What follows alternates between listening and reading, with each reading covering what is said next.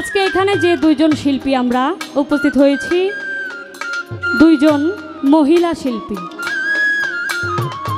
প্রথমেই আমার জানার বিষয় থাকবে আমার গুরুর কাছে, বায়াত গ্রহণ কবে কোন দিন থেকে শুরু হয়েছে এবং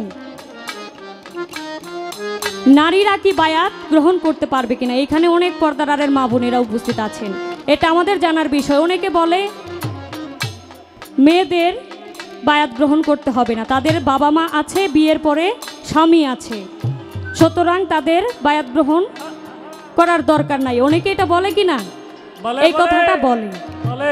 আমার জানার বিষয় থাকবে নারীদের বায়াত সম্পর্কে কোরআনের কোন আয়াতে কোন সূরাতে বলা হয়েছে। ভালো ভালো। কমিটির পক্ষ থেকে প্রথমেই আমাদের ঘোষণা দিয়েছেন একটি প্রশ্ন, দুটি করে গান, ছোট করে রাখার চেষ্টা করব, কারণ এখন মানুষ ধৈর্যহীন, কথা পছন্দ করে না। কিন্তু পালা গান করতে গেলে দু চারটা কথা না হলে তো পালা গানের মজা থাকে না।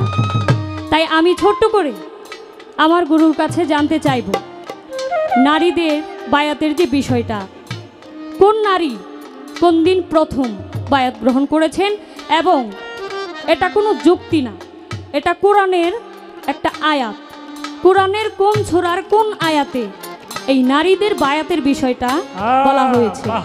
এতটুকু আমার গুরুর কাছে জানার বিষয় থাকবে। আল্লাহর আউলিয়া বাবা আমার জানের জান, কাতর হয়ে ডাকিতেছে ভক্ত আসে কান।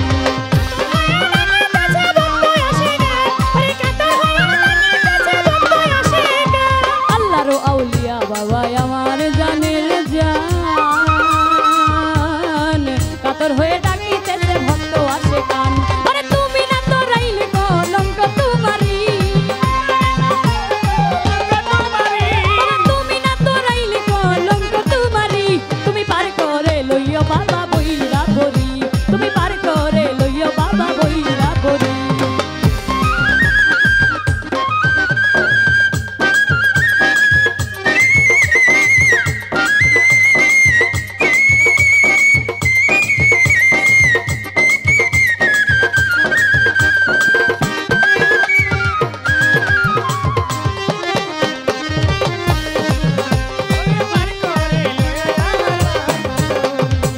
ধুলাতে লুকাইয়া কান্দে তন্নি সরকার, হাসর নিদান পার করি ওই অভিযান আমার।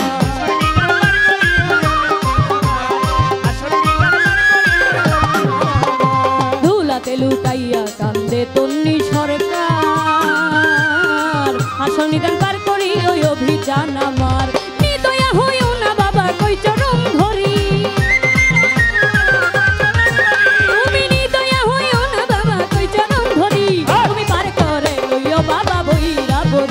তুমি পার করে লইও বাবা বইরা বরি। তোমারি নামেতে আমি ভাসাইলাম তরি, তোমারি নামেতে আমি ভাসাইলাম তরি, তুমি পার করে লইও বাবা বইরা বরি, তুমি পার করে লইও বাবা বইরা বরি, তুমি পার করে লইও বাবা বইরা বরি, তুমি পার করে লইও বাবা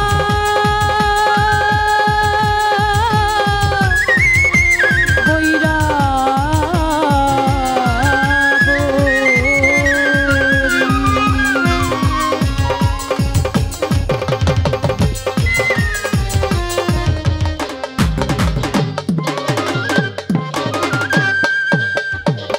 এখানে কমিটির পক্ষ থেকে একটি পালা নির্ধারণ করা হয়েছে, সেই পালা মোতাবেক আজকে গান হবে। আজকে গুরুর ভূমিকায় যিনি গান করবেন চন্দ্রা সরকার বড় আপু, এবং কমিটির পক্ষ থেকে যে শিষ্যের পালা ঘোষণা করা হয়েছে সেটিকে, সেই পালা আমার দায়িত্বে, পালাটি হচ্ছে শিষ্য, সেই পালা থেকে আমি গান রাখবো। এবং আজকে গুরু হিসেবে আমার বড় আপুকে পেয়েছি, যিনি অনেক গুণের অধিকারী, অনেক কিছু জানেন। আজকে আমার মাধ্যমে এখানে যারা আছেন সবাই আশা করি এই রাত্রটা বৃথা যাবে না। কিছু মূল্যবান কথা আমরা শুনতে পারবো আপুর কাছ থেকে। আপনারা শুধু একটা ভালো পরিবেশ দিবেন। শিষ্য যিনি তিনি হয় আকাঙ্ক্ষাকারী, গুরু যিনি তিনি হয় পুণ্যকারী। আজকে শিষ্য আমার কাছে আকাঙ্ক্ষা করবে, গুরু হয়ে সেটা আমাকে পূর্ণ করতে হবে।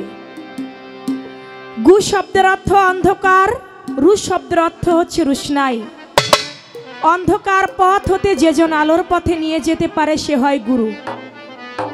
আজকে আমি কতটুকু আলোর পথে নিয়ে যেতে পারবো তা আমি জানি না, তবে আমার রসনাতে বসে আমার বৈরাবরী অবশ্যই আলোর সন্ধান করে দিবেন। আমি মাত্র উসিলা। তা আজকে আমার যিনি শিষ্য, ভাই হারমোনিয়ামটা নাই, এতবার তো বলা যায় না ভাই, এটা বাড়বে, এতবার কেন বলতে হবে? ঠিক আছে থাক। বন্ধনা শেষে প্রত্যেকটি শিল্পী মন থেকে মন নিয়ে একটি গান রাখে। যেহেতু বন্ধনাটা তো আগে করা হয়ে গিয়েছে, যার কারণে প্রার্থনা গানের মধ্য দিয়েই কিছু মূল্যবান কথা আমার কাছে রেখে গিয়েছেন। বায়াত কবে থেকে শুরু হয়েছে এবং নারীগণ অনেকে বলে থাকে যে পুরুষগণ যারা তারা বায়াত হইলেই তো চলে, মেয়েদের নারীদের বায়াতের কোনো দরকার নাই।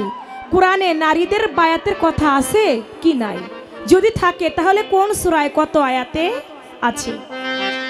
এবং সর্বপ্রথম কোন নারী বায়াত গ্রহণ করেছেন? এই তিনটি কথা আমার কাছে, আমি জবাব করব।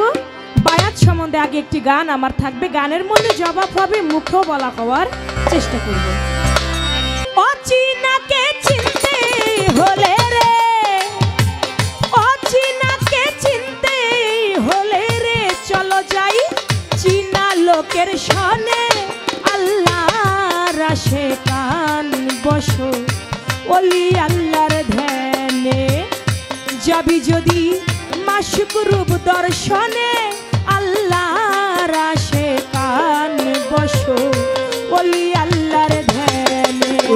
যাবি যদি মাশুক রূপ দর্শনে, আল্লাহর আশিকান বসো ওলি আল্লাহর ধ্যানে।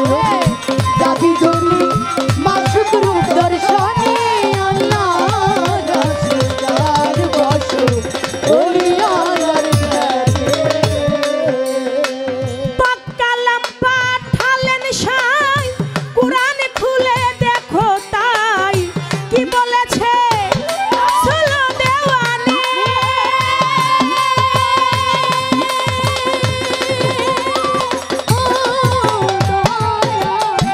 পাক কালাম পাঠাইলেন সাই, কুরআন খুলে দেখো তাই কি বলেন সাই আপন পাক জবানে। আল্লাহ কয় রাসূলকে যেই ভালোবাসে,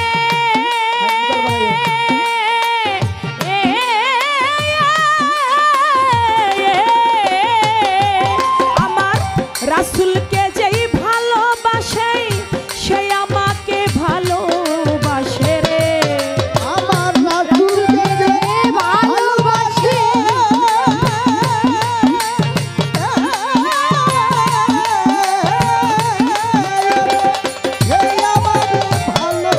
আমাকে ভালোবাসে রে। আমার রাসূলকে যেই ভালোবাসে সে আমার এই ভালোবাসে রে। ওরে ছায়া কায়া দুই বস্তু এক সনে, আল্লাহর আশিকান বসো ওলি আল্লাহর ধ্যানে। যাবি যদি মাশুক রূপ দর্শনে, আল্লাহর আশিকান বসো ওলি আল্লাহর ধ্যানে। তুরা যাবি যদি মাশুক রূপ দর্শনে, আল্লাহর আশিকান বসো ওলি আল্লাহর ধ্যানে। আমার রাসূলের হাদিসে কয় কথা সত্য মিথ্যা নয়,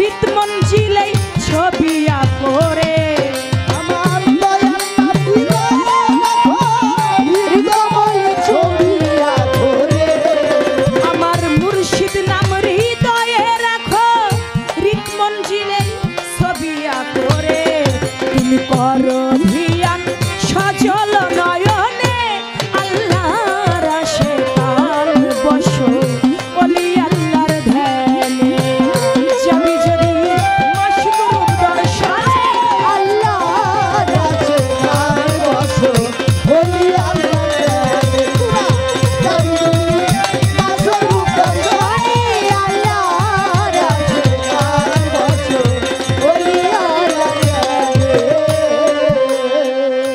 অচিনাকে চিনতে হলে চলো যাই চীনা লোকের সনে আল্লাহর আশিকান বসো ওলি আল্লাহর ধ্যানে। আমার আল্লাহর সঙ্গে যার সঙ্গে বন্ধুত্ব তার অন্বেষণ ছাড়া কখনো মাওলার কাছে যাওয়া যাবে না। তাই সাধক রজ্জব আলী দেওয়ান তার একটি গানের মধ্যে বলেছেন, যেতে হলে জজের কোটে একা যাওয়া যায় না তটে, উকিল ছাড়া গেলে বটে হাকিম বেটা নেয় না কাছে। এই নিচের গুলা কমাই দেন। ওই জজের কোর্ট পর্যন্ত যেতে গেলে একজন উকিল ছাড়া কখনো যাওয়া যাবে না। আর উকিলটা হচ্ছে যার যার আপন আপন মুর্শিদ কেবলা। তাই আমার আল্লাহ পর্যন্ত পৌঁছাইতে গেলে বায়াত গ্রহণ ছাড়া কখনো সেটা সম্ভব না। সূরা ফাত্তার 10 নং আয়াতের মধ্যে বলেছি, ইন্নাল্লাযিনা ইউবাইনাকা বাইনাল্লাহি ইয়াদুল্লাহি ফাওকা আইদিহিম, যে যেন আমার রসুলের হাতে হাত রাখে সে যেন আমার আল্লাহর হাতে হাত রাখে। তাহলে আমরা বর্তমানে রসুলের হাত কোথায় পাবো বাবা? দয়াল নবী তো 1400 থেকে 1500 বছর আগে উফাত গ্রহণ করেছে। তাহলে এখন আমরা রসুলের হাত কোথায় পাবো? রসুলের হাত পাইতে গেলে ওই দিনকে অন্বেষণ করতে হবে। 18ই জিলহজ বিদায় হজের ভাষণে আমার দয়াল নবী বলে গিয়েছেন, মান কুনতুম মাওলাহু ফাহাজা আলিউল মাওলা। আজ থেকে আমি যার মাওলা আমার আলীও তার মাওলা। ছোট আমি যদি জ্ঞানের শহর হই আমার আলী হয় তার দরজা। কেউ যদি আমাতে প্রবেশ করতে চায় সে যেন আমার মাওলা আলীর মাধ্যম দিয়ে আমাতে প্রবেশ করে। তাহলে মাওলা আলীর হাতে হাত রাখলে আমার রসুলের হাত পাওয়া যাবে, দয়াল নবীর হাত পাইলে আমার আল্লাহর হাত পাওয়া যাবে। আমার দয়াল নবী বলেছেন, আমার পর্যন্তই আমার নবুয়তের যুগ শেষ, আর নবুয়তের যুগ পরে থাকবে বেলায়েতের যুগ, আর বেলায়েতের যুগে থাকবে পীর কামেল ওলি আউলিয়া। আমি তোমাদের মধ্যে রেখে গেলাম দুটি বিষয়বস্তু, একটি হচ্ছে পবিত্র কোরআন, দ্বিতীয়তে আহলে বায়াত। আহলে বায়াত আহলে বায়াত।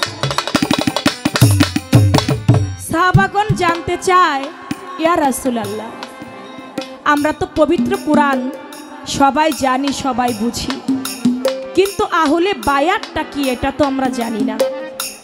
সেদিন আমার দয়াল নবী মাওলা আলী, হাসান হুসাইন, মা ফাতেমাতুজ জোহরা পাক পাঞ্জাতনকে একটা চাদরের মধ্যে ঘিরে বলেছিলেন, এরাই হচ্ছে আমার আহলে বায়াত।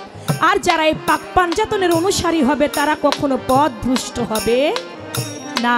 তাই এই আহলে বায়াতটা ওরাসাতুল আম্বিয়া, যারা নাবিয়ানা, সিদ্দিকিনা, শাহিদিনা, সালেকিন, এই যে 4টা বংশের মধ্যে যারা বায়াত গ্রহণ করবে তারা কখনো পথভ্রষ্ট হবে না, তারা হযরত আলীর হাত পাবে।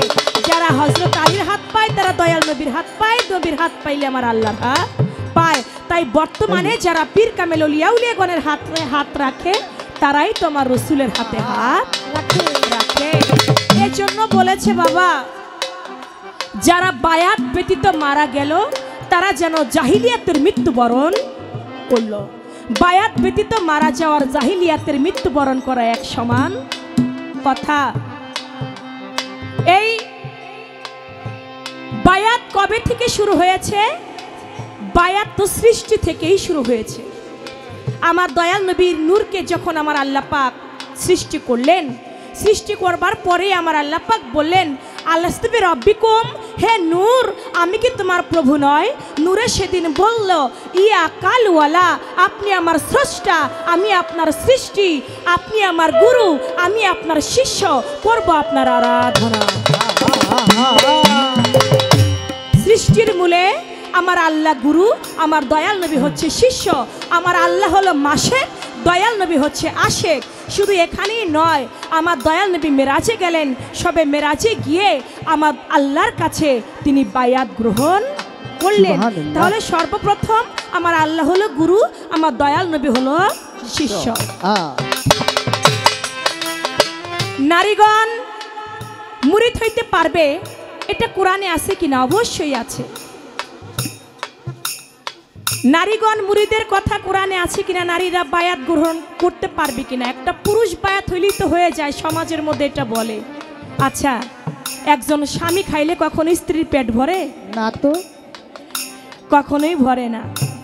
আপনার কবরে একজন স্বামীর কবরে স্বামী যাইবে, স্ত্রীর কবরে স্ত্রী যাইবে। যার যার ইয়া নফসি সেই করবে, কারো জবাব কেউ দিয়ে দেবে না। যার যার আমল নামার হিসেব তার হবে। এর জন্য পুরুষের মুরিদ যেমন হওয়াটা জরুরি, একটা নারীগণেরও মুরিদ হওয়াটা তেমনি। সূরা মুমতাহিনা আল কোরআন প্রমাণ করে, সূরা মুমতাহিনা আয়াত নং 12 একজন নারীগণেরও মুরিদ হইতে হবে। আমার আল্লাহ নির্দেশ করে, হে রাসূল আপনি নারীগণদেরকে মুরিদ করেন। সূরা মুমতাহিনা 11 এবং 12 নং আয়াতের মধ্যে এটা প্রমাণ করেছে। সর্বপ্রথম কোন নারী বায়াত গ্রহণ করেছেন? মা খাদিজাতুল কুবরা। আমার দয়াল নবীর বয়স যখন 40, দয়াল নবীর বয়স যখন 25, মা খাদিজাতুল কুবরার বয়স ছিল তখন 40। আমার দয়াল নবীর প্রেমে আত্মহারা হয়ে দয়াল নবীর নূরের তাজিল্লিতে তিনি দেওয়ানা হয়ে আমার দয়াল নবীর কাছে নারীদের মধ্যে সর্বপ্রথম বায়াত গ্রহণ করেন, ইসলাম গ্রহণ করেন মা খাদিজাতুল কুবরা।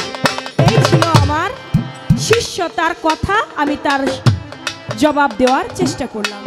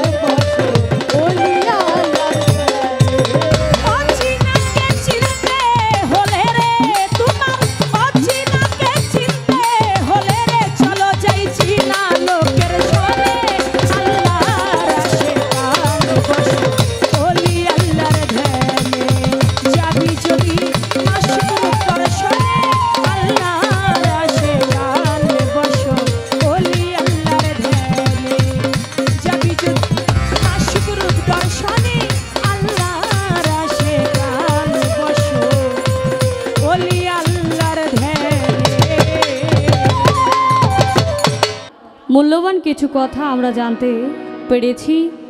এইখানে অনেক মহিলারা আছেন। কথাটা বলার উদ্দেশ্য ছিল, অনেকে মনে করেন মা বাবা স্বামী থাকতে কেন পীরের কাছে যাব। এইখানে তরিকার লোক আছেন, সবাই বোঝেন। সুতরাং আমাদের মহিলাদের বায়াতের কথা কোরআনে রয়েছে। আমার যা জানার বিষয় ছিল অত্যন্ত চমৎকারভাবে এবং যোগ্য জবাব কোরআন থেকে অতি সুন্দর করে সাজিয়ে গুছিয়ে পরিবেশন করেছেন। ধন্যবাদ জানাই আমার গুরুকে। আমরা এখানে যারা আছি আশা করি বুঝতে পেরেছি যে মহিলাদের বায়াত গ্রহণ করতে হবে, এটা কোরআনে রয়েছে। চমৎকারভাবে জবাব করে গান গেয়ে বসেছেন। তো আমার পালা থেকে আমি গান রাখবো, সব পালার ঊর্ধ্বে গুরু এবং শিষ্য। আপনি যে পালাই করেন না কেন, শরীয়ত মারফত, খাজা বড় পীর, নবুয়ত, বেলায়েত, জীব পরম, অর্থাৎ অনেক পালা রয়েছে। যে পালাই করেন না কেন শেষে একটা পালাই দাঁড়ায়, গুরু এবং শিষ্য, গুরু এবং ভক্ত। এই পালার উপর আর কোনো পালা থাকতে পারে না। কমিটি খুব ভালো একটি পালা আমাদেরকে দিয়েছেন। চেষ্টা করব সারা রাত্রব্যাপী এর ধারাবাহিকতা রক্ষা করার জন্য। আমার শিষ্যের পালা থেকে আমি আরেকটি গান রাখছি। গানের ভেতর আমার কিছু কথা, আশা করি এখানে যারা আছেন সকলেই একটু মনোযোগ দিয়ে শুনবেন গানে কি বলে।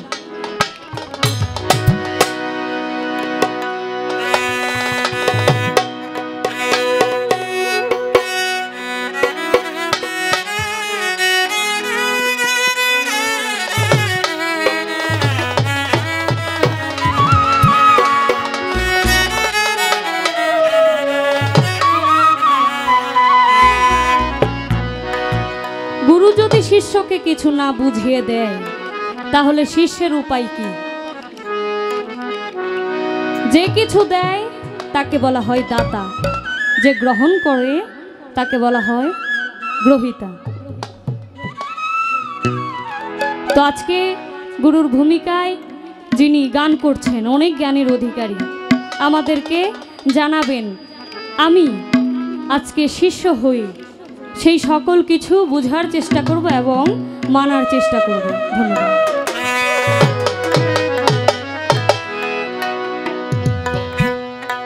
তুমি না বুঝাইয়া দিলে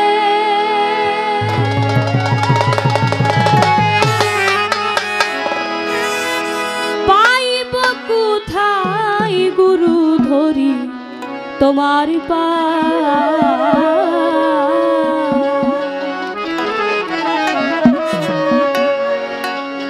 আদি অন্ত বেদের কথা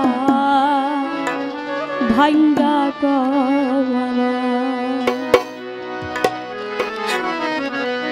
ওরে তুমি না বুঝাইয়া দিলে, তুমি না বুঝাইয়া দিলে পাইব কোথায় গুরু ধরি তোমার পা। আদি অন্ত ভেদের কথা ভাঙ্গা কওয়া আমার, গুরু ধরি তোমার পাই।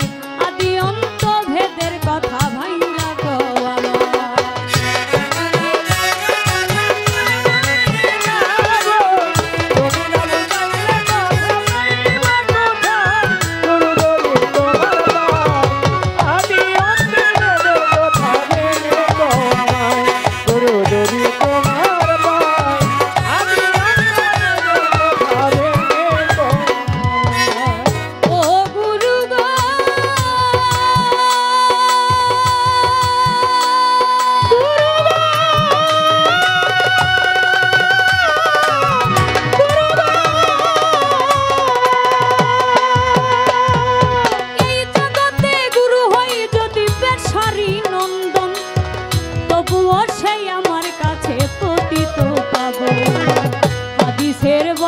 শুনিয়া হলে বায়া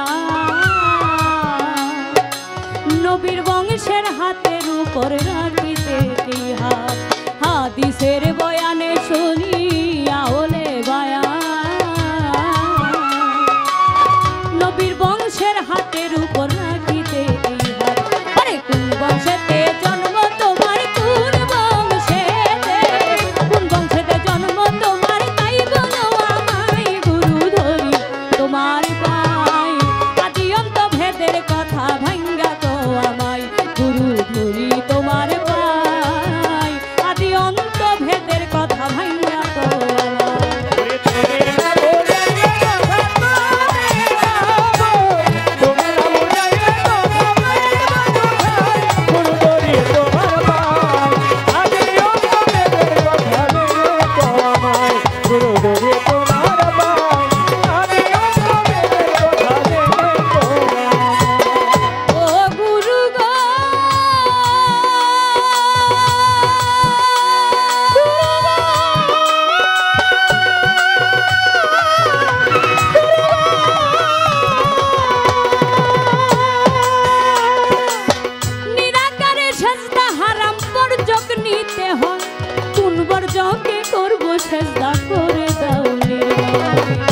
ও গুরু গো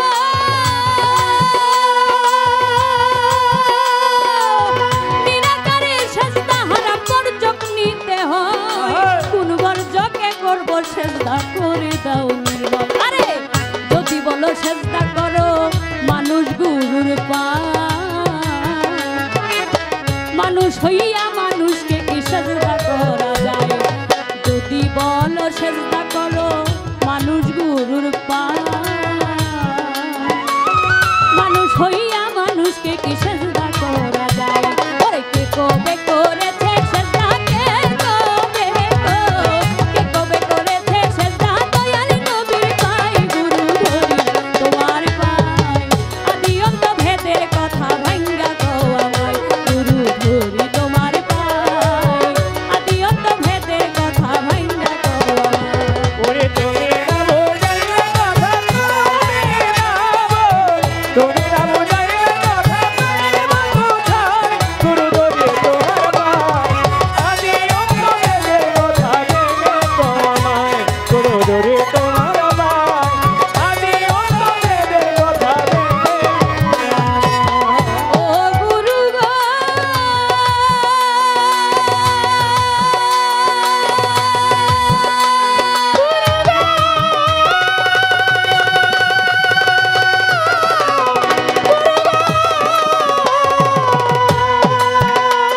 আরে যদি বলো পীর হয় আল্লাহ সেজদা করো তারে কুরআন পইরা দেখলাম সূরা ইখলাসের ভিতরে নিরাকার লা শরীক আল্লাহ মালিকুল শান জন্ম মৃত্যু আহার নিদ্রা তাহার কিছু নাই ওরে নিরাকার লা শরীক আল্লাহ মালিকুল শান জন্ম মৃত্যু আহার নিদ্রা তাহার কিছু নাই। আস্তে এই গানটির মধ্যে লেখক কি বলেছেন এই গানটা পুরোটাই প্রশ্নমূলক এই গানের মধ্যে অনেক প্রশ্নের উত্তর অলরেডি দেওয়া হয়ে গেছে তো আমার এই গান থেকে একটা বিষয় জানার আছে সূরা ইখলাসের ভিতরে বাংলা তর্জমায় বলা হয়েছে আমার আল্লাহ নিরাকার আমার আল্লাহ খায় না আমার আল্লাহ ঘুমায় না আমার আল্লাহর পুত্র সন্তান স্ত্রী কেউ নাই কিন্তু আজকে যিনি আমার গুরুর ভূমিকায় আছেন তিনি খায় তিনি ঘুমায় তিনি সব কিছু করেন তো আমার আল্লাহ তো খায় না আমার আল্লাহ ঘুমায় না আমার আল্লাহর কোনো আকার নেই আমার আল্লাহ নিরাকার এই গানটার মধ্যে আদি অন্ত থেকে কথা এসেছে গুরুর কাছে এতটুকুই জানার বিষয় থাকবে আপনি আমার কিভাবে গুরুটা হইলেন আর গুরু চিনতে গেলে একজন কামেল গুরুর হাতে হাত রেখে বায়াত গ্রহণ করব তার আগে তো গুরুটাকে আমার চিনতে হবে সেই গুরুটাকে আমরা কি দেখে চিনবো তার রূপ দেখে চিনবো নাকি তার চলাফেরা দেখে চিনবো অর্থাৎ চিনার যে উদ্দেশ্যটা কি দেখে আমরা বুঝতে পারবো তিনি আসলেই কামেল লোক যার তার কাছে যদি বায়াত গ্রহণ করি তাহলে তো কিছু শিখতে পারবো না আমাকে আগে জানতে হবে উনি কি কামেল কিনা এবং কি দেখে আমি সেই কামেলত্বটা বুঝতে পারবো যে না ওনার কাছে যদি আমি বায়াত গ্রহণ করি তাহলে আমি কিছু শিখতে পারবো কিছু জানতে পারবো যে জানার মাধ্যমে নিজের আত্মার আত্মশুদ্ধি করতে পারবো এতটুকু আমার গুরুর কাছে জানার বিষয় থাকবে ধন্যবাদ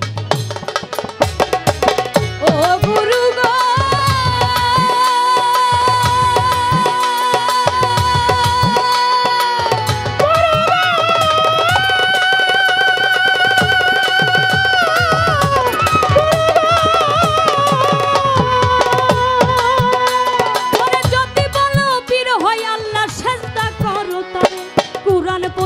দেখলাম সূরা ইখলাসের ভিতরে আরে নিরাকার লা শরীক আল্লাহ মালিকুল শান জন্ম মৃত্যু আহার নিদ্রা তাহার কিছু নাই নিরাকার লা শরীক আল্লাহ মালিকুল শান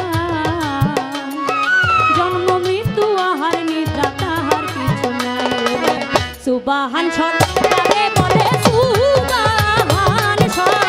সুবাহান সরকারে বলে রইলাম তোরা সাই গুরু ধরি তোমার পায় আদি অন্ত ভেদের কথা ভাইয়া কওয়ায় গুরু ধরি তোমার পায় আদি অন্ত ভেদের কথা ভাইয়া কওয়ায় আরে তুমি না বুঝাইয়া দিলে তুমি না বুঝাইয়া দিলে পাইব কোথায় গুরু ধরি তোমার পায় আদি অন্ত ভেদের কথা ভাইয়া কওয়ায় গুরু ধরি তোমার পায় আদি অন্ত ভেদের কথা ভাইয়া কওয়ায় গুরু ধরি তোমার পায় আদি অন্ত ভেদের কথা ভাইয়া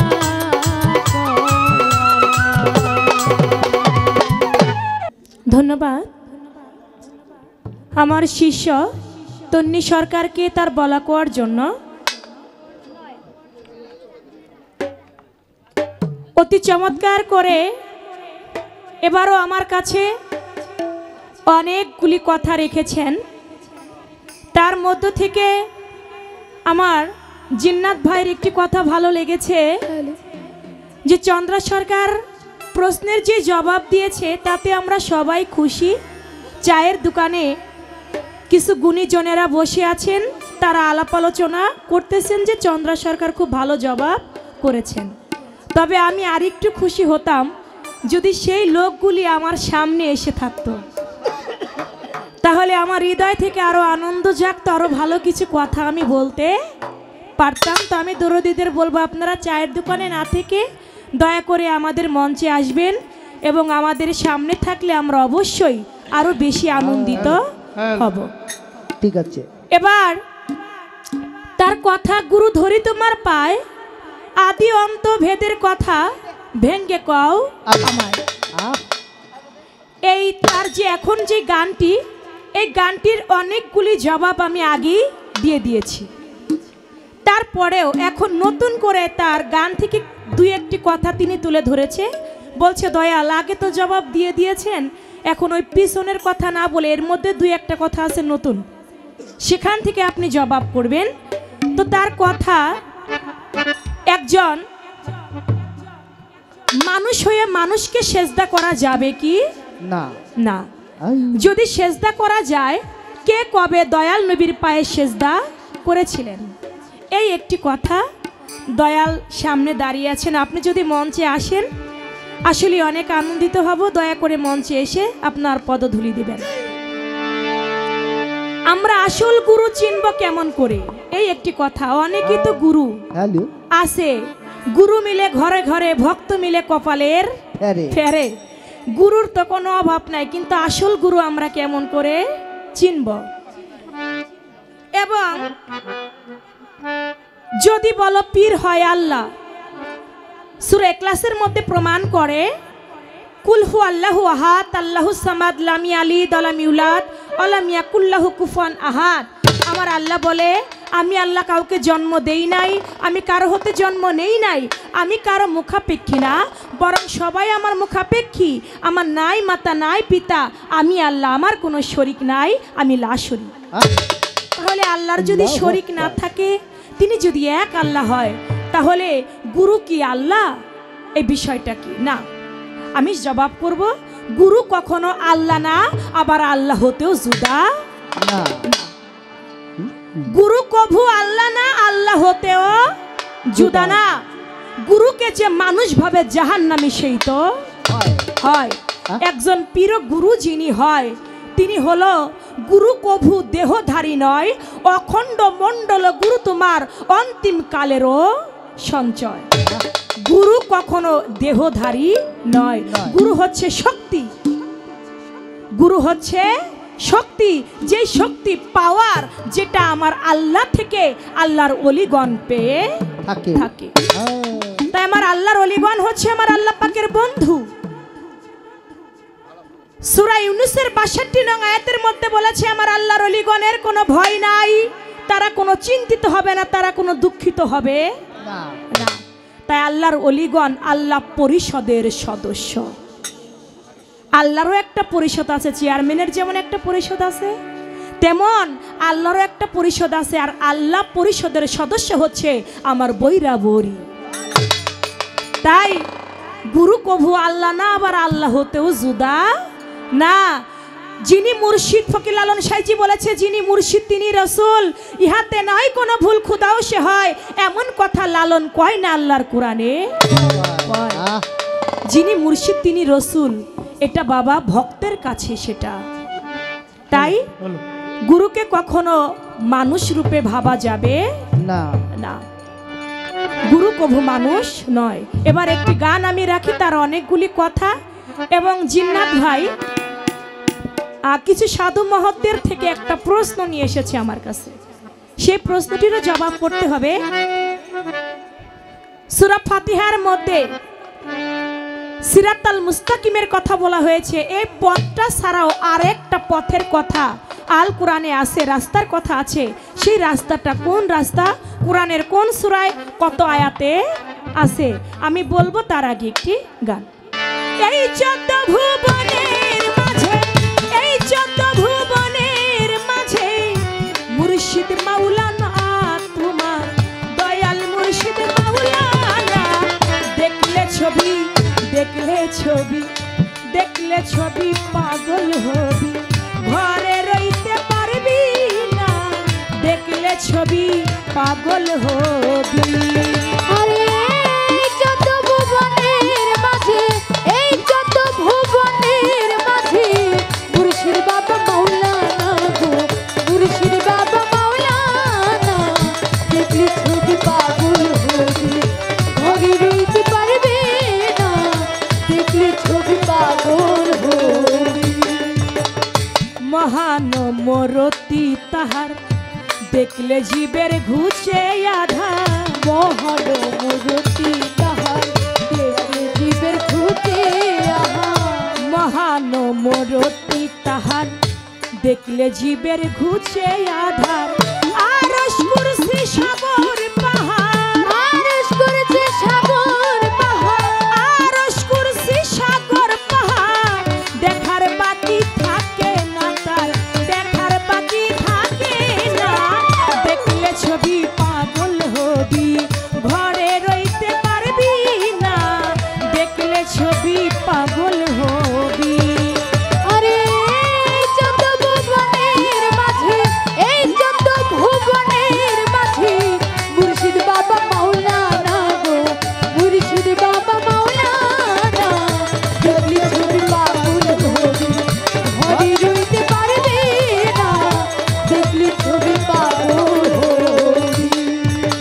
যিশু ভাবে খ্রিস্টানেরা, জিন্দে ভাবে জৈনেরা। যিশু ভাবে খ্রিস্টানেরা, জিন্দে ভাবে জৈনেরা। যিশু ভাবে খ্রিস্টানেরা, ভাবে জিন্দে জৈনেরা। হিন্দু ভাবে মদন মোহনরা, হিন্দু ভাবে মদন মোহনরা। হিন্দু ভাবে মদন মোহনরা। শ্রীনন্দের কানে শোনা রে, শ্রীনন্দের কোলে শোনা। দেখলে ছবি পাগল হবি, ঘরে রইতে পারবি না। দেখলে ছবি পাগল হবি। এই যত ভুবনের মাঝে, এই যত ভুবনের মাঝে মুর্শিদ বাবা মাওলানা গো, মুর্শিদ বাবা মাওলানা।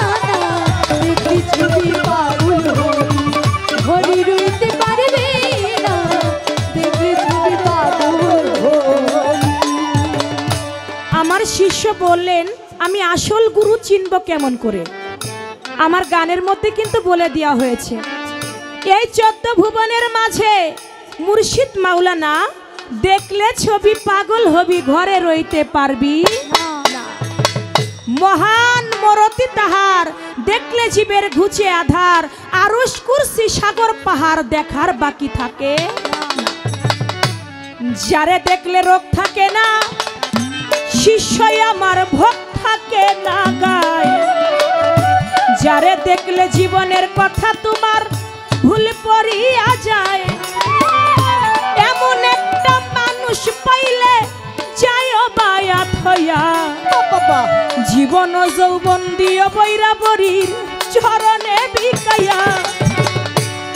যারে দেখলে তোমার রোগ থাকে না, ভুক থাকে না, শোক থাকে না গায়, যারে দেখলে জীবনের কথা ভুল করে যায়, এমন একটা মানুষ পাইলে যাইও বায়াত হইয়া জীবন যৌবন দিও তার চরণে বিকাইয়া।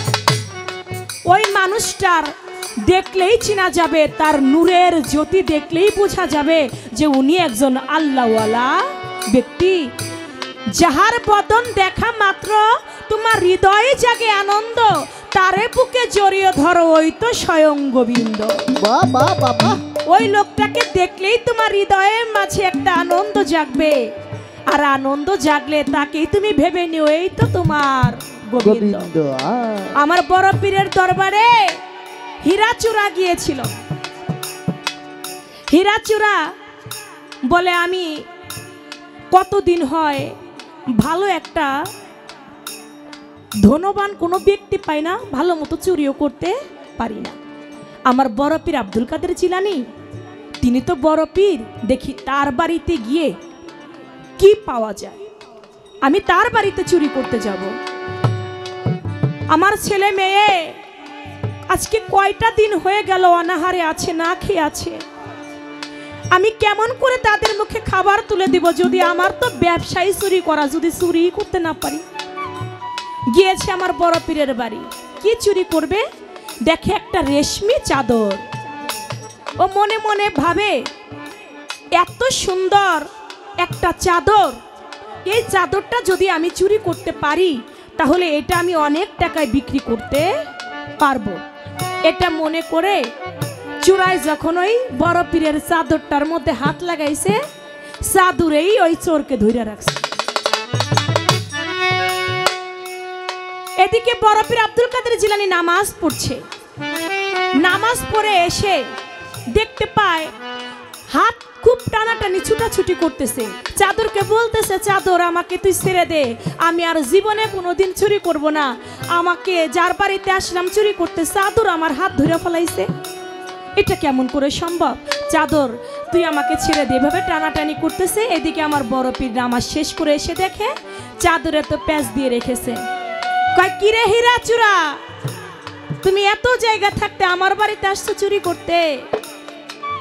বলে বড় পীর কি বলবো আপনাকে, আমার সন্তানেরা কয়েকদিন হয় অনাহারে আছে, এসেছি আপনার বাড়িতে চুরি করতে, কিন্তু আপনার চাদরটা এত পছন্দ হয়েছে, চাদরটার মধ্যে যখন হাত লাগালাম চাদরটাই যে আমাকে ধরে রেখেছে, আমি আর কোনোদিন চুরি করব না হুজুর, আপনি আমাকে ছেড়ে দেন, আপনি আমাকে মাফ করে দেন। আমার বড় পীর বলে যাও, তুমি যেহেতু আমার বাড়িতে এসেছো চুরি করতে, আমি তোমাকে জনমের ধনী বানিয়ে দিব। বড় পীরের পায়ের মধ্যে যখন পড়ে গেল, বড় পীর আব্দুল কাদের জিলানী সিনার মধ্যে একটা চাপ দিয়া ওকে জনমের ধনী বানিয়ে দিল। বলে চোর হীরাচূড়া তুমি এখন কি দেখো? বলে আমি এই জায়গাটার মধ্যে বৈশা আমি মদিনার শহর মক্কা মদিনা দেখতে পাই। আর একটা সিনার মধ্যে চাপ দিল, হীরাচূড়া তুমি এখন কি দেখো? বলে আমি আসমান ও জমিনে কোথায় কি হচ্ছে। চূড়া বলে আমি জানি কেমন গেলাম হইয়া, যত ভুবন এক জায়গাতে দেখতেছি বসিয়া রে, দেখতেছি বসিয়া, দেখতাছি বসিয়া রে, দেখতাছি বসিয়া, দেখতাছি বসিয়া রে, দেখতাছি বসিয়া।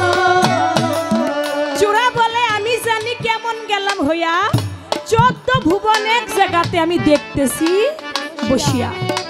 তাই বাজান কামেল মোকাম্মেল মুর্শিদ যারা, তারা চাইলে মুহূর্তেই একজন অলি বানিয়ে দিতে পারে। তাদের দেখলেই তোমার হৃদয়ের মাঝে সেই আনন্দ জাগবে, তুমি তাদের দেখলেই বুঝতে পারবে তাদের রূপের মূর্তি দেখে যে এটাই হচ্ছে আমার আল্লাহওয়ালা একজন ব্যক্তি, যে সদা সর্বদা সত্য কথা বলে, মুখ দিয়ে খারাপ কথা বলে না, হাত দিয়ে খারাপ বস্তু ধরে না, পা দিয়ে কুপথে চলে না, কান দিয়ে কুকথা শুনে না, সেই তো একজন আল্লাহর ওলি।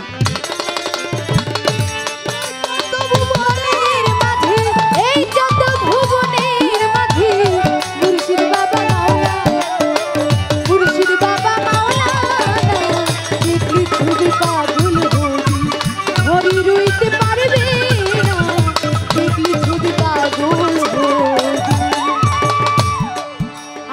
কাছে প্রশ্ন করে ধর্মরাজা সরে, ভুলি নাই কথা আমার মনে পড়ে। ধন্য বাপের পুণ্য বেটি আমি ধন্যবাদ দেই তারে, ওরে যেই ভাবে দেয় আমার কাছে জিজ্ঞেস না করে। আমি বাকি কিছু রাখবো না, বাকি কিছু রাখবো না, করব কথার বর্ণনা, বাকি কিছু রাখবো না। করব কথার বর্ণনা, বাকি কিছু রাখবো না। মানুষ হয়ে মানুষকে কি সেজদা করা যায়? ছোট মানুষ হয়ে মানুষকে বাবা সেজদা করা যাবে না। কেন যাবে না? একটা আছে ইবাদতের সেজদা, যে সেজদা আমার আল্লাহ পায়, আর তাজিমি সেজদা মানুষ হয়ে মানুষকে করা যায়।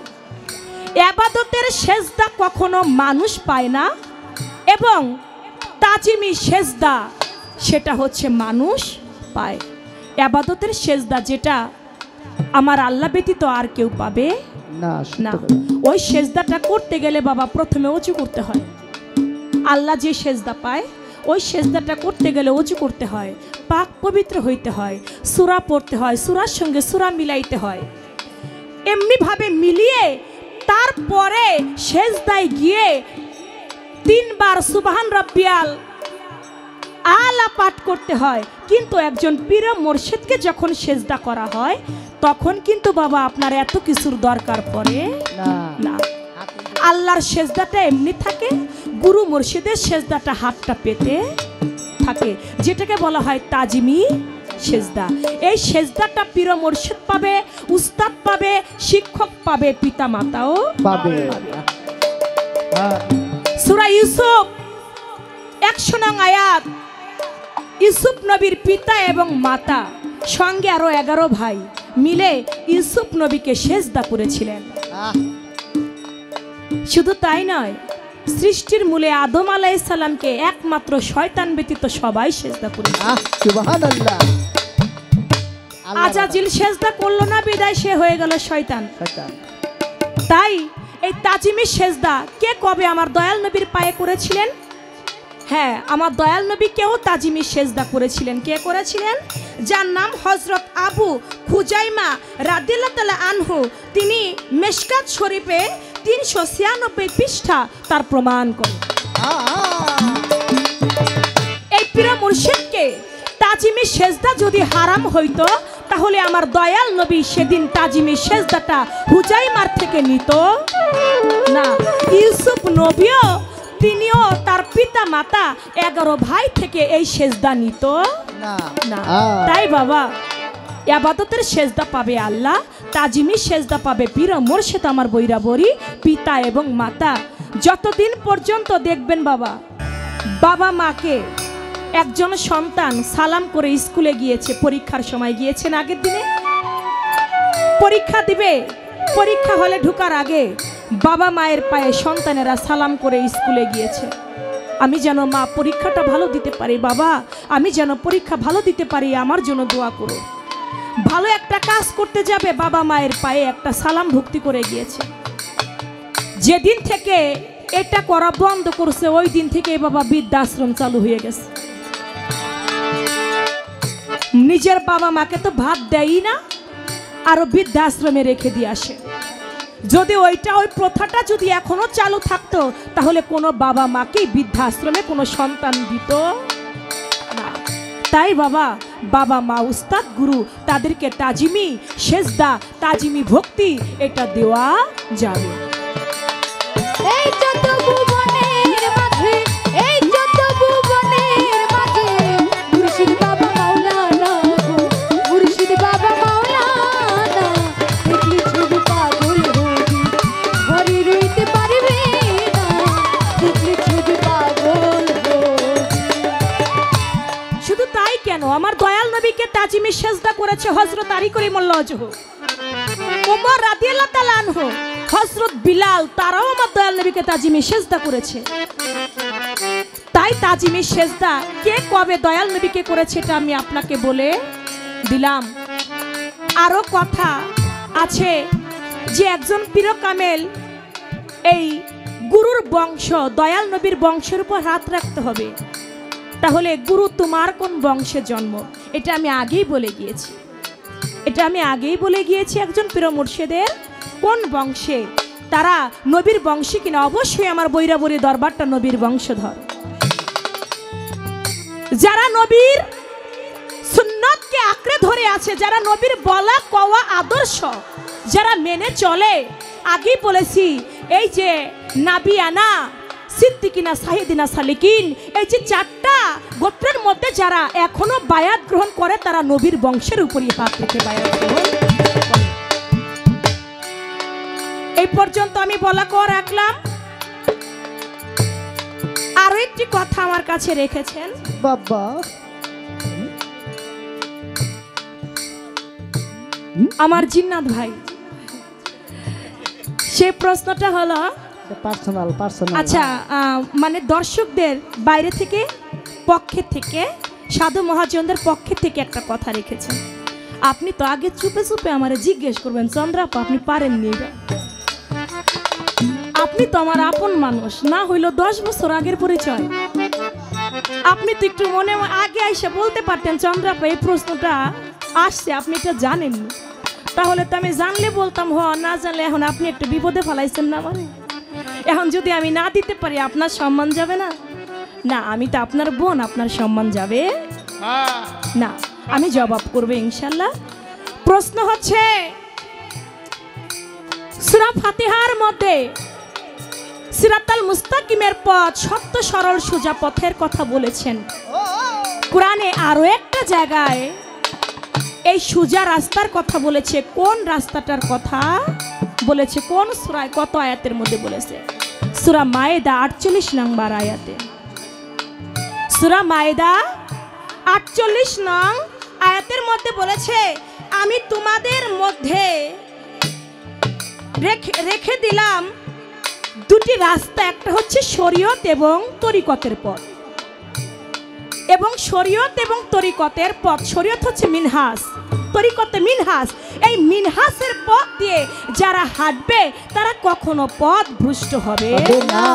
সুবহানাল্লাহ। এটা হচ্ছে মিনহাজের পথ, সত্য সরল সোজা পথ। সূরা মায়েদা 48 নম্বর আয়াতের মধ্যে এই মিনহাজের কথা বলা হয়েছে। এটা হচ্ছে সত্য সরল একটা রাস্তা, যে রাস্তা দিয়ে হাঁটলে আমার মাওলাকে অতি সহজেই পাওয়া যাবে।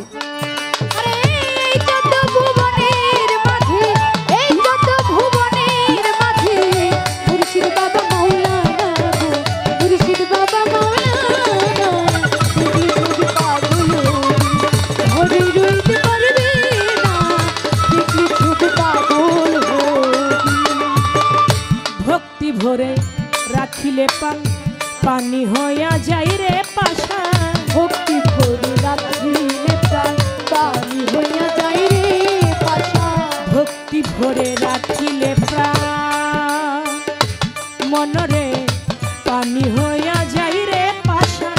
নূরের তাজল্লি নিশান, নূরের তাজল্লি নিশান, নূরের তাজল্লি নিশান, দিলের ঘর হয় ঠিকানা তার, দিলের ঘর হয় ঠিকানা। দেখলে ছবি পাগল হবি, ঘরে রইতে পারবি না, দেখলে ছবি পাগল হবি।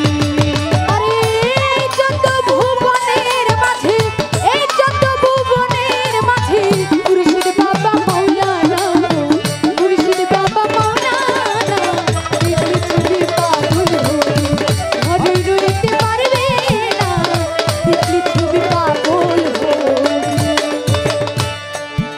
আমার শিষ্য, আজকে শিষ্য যিনি, তাকেও তো একটা পরীক্ষা করা দরকার যে কতটুকু আগাইছে। একটা খেলা ফটো দেওয়ার দরকার আছে। কত সময় আর শিষ্য থাকবে, শিষ্য থেকে একটু ভক্ত করার দরকার আছে না? অবশ্যই দরকার। এত সময় এত কিছু দিলাম, এখন কতটুকু কি অর্জন করছে একটা পরীক্ষা করে তো দেখা উচিত। তাই আমি ছোট্ট একটা পরীক্ষা করে দেখি যে আমার বাজান কতটুকু অগ্রসর হয়েছেন। বাবা তুমি বলবে এমন একজন গুরু ছিল, এমন একজন ভক্ত ছিল, ভক্ত মারা যাবার পরে গুরুর কামলিয়াতি প্রকাশ পেল। ভক্ত মারা যাবার পরে গুরুর কামলিয়াতি প্রকাশ পাইল। তুমি বলবে বাবা সেই ভক্ত ছিল কে, সেই গুরু ছিল কে, ভক্ত মারা যাবার পরে কেন গুরুর কামলিয়াতি প্রকাশ পেল? এটা একটা পরীক্ষা রইল। যদি পরীক্ষায় পাশ করে খেলাফত দিয়ে আল্লাহর ওলি বানাই ছেড়ে দিব। আরে এই যত ভুবনের মাঝে, এই যত ভুবনের মাঝে মুর্শিদ বাবা মাওলানা গো, মুর্শিদ বাবা মাওলানা দেখলে ছবি পাগল হবি, ঘরে রইতে পারবে না, দেখলে ছবি পাগল হবি। ভিতরেতে নূর নবী, বাহিরেতে গুরুর ছবি।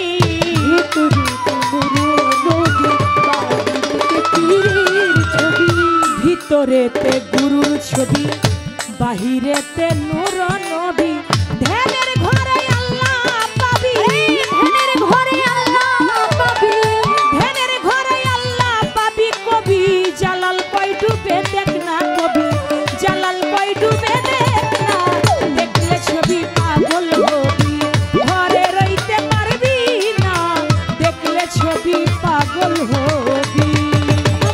এই যত ভুবনের মাঝে, এই যত ভুবনের মাঝে মুর্শিদ বাবা মাওলানা গো, মুর্শিদ বাবা মাওলানা দেখলে ছবি পাগল হবি, ঘরে রইতে পারবি না, দেখলে ছবি পাগল হবি। আল্লাহর একজন অলি ছিল যার নাম ছিল বাহালুল পাগল। একজন বাদশা ছিল যার নাম ছিল হারুন আর রশিদ। ওই হারুন আর রশিদ একদিন রাজ দরবারে বসা, তার স্ত্রী বলতেছে, স্বামী আপনি শুধু রাজসভায় চালান, একটা দিন আমাকে নিয়ে তো একটু ঘুরতেও গেলেন না। এমন আছে না বউয়েরা বলে যে স্বামী আমাকে নিয়ে তো একটু ঘুরতে গেলেন না। তো বাদশাহ হারুন আর রশিদ বলতেছে, তুমি ঘুরতে যাবা, কোথায় ঘুরবা? বলে স্বামী আমি একটু বাগদাদ শহরটা ঘুরে দেখতে চাই। বলে ঠিক আছে। স্ত্রীকে সঙ্গে নিয়ে বাদশাহ হারুন আর রশিদ চলে গেল একটি নদীর কিনার দিয়ে ঘুরতেছে। নদীর কিনার দিয়ে ঘুরতে ঘুরতে একটা সময় অনেক দূরে চলে গেছে, যাইয়া দেখে একটা পাগল ওই নদীর ঘাটে বৈশা বৈশা বালু খুঁড়ে। তো বাদশাহ হারুন আর রশিদ দেখে জিজ্ঞেস করলো, এই পাগল তুমি এখানে কি করো? কয় দেখো না আমি জান্নাতের বালাখানা বানাই। কি বানাই? জান্নাতের বালাখানা বানাই। কয় জান্নাতের বালাখানা বানাও, তুমি খুঁড়ো বালু আর তুমি কও জান্নাতের বালাখানা বানায়। পাগলের আর পাগলামি। তো বাদশাহ হারুন আর রশিদের স্ত্রী বলে, আচ্ছা তুমি যে জান্নাতের বালাখানা বানাও এটা কি তুমি বিক্রি করো? বলে হ্যাঁ আমি বিক্রি করি। বলে এটা কে কিনতে পারবে? বলে যে কিনবে তারই হবে। বলে যে কিনবে তার হবে। আচ্ছা এটার দাম কত? বাদশাহ হারুন আর রশিদের স্ত্রী জিজ্ঞেস করে এটার দাম কত? ওই পাগল বাহালুল বলে এটার দাম মাত্র। তাই বাদশাহ হারুন আর রশিদ তার বউ স্ত্রী এক আনা পাগলকে দিলেন, দিয়ে বলে এই জান্নাতের বালাখানা তুমি আমাকে দিয়ে দাও। বলে যাও আজ থেকে এই জান্নাতের বালাখানা তোমার হয়ে গেল। বাদশাহ হারুন আর রশিদ স্ত্রীকে সঙ্গে নিয়ে রাজ দরবারে যাচ্ছে, পথের মধ্যে রাগারাগি করতেছে, তুমি এক আনা দিবার আর মানুষ পাইলা না। একটা পথের পাগল বালু খুঁড়ে আর বলে আমি জান্নাতের বালাখানা বিক্রি করি, তুমি এক আনা দিয়ে তার কাছ থেকে তুমি জান্নাতের বালাখানা কিনে নিলা। ভণ্ডামি ছাড়া আর কিছু? এই এক আনা যদি তুমি কোনো মসজিদে দান করতা, যদি কোনো মাদ্রাসায় দান করতা তাহলে কাজে লাগতো, শুধু শুধু এক আনা খোয়াইলাম।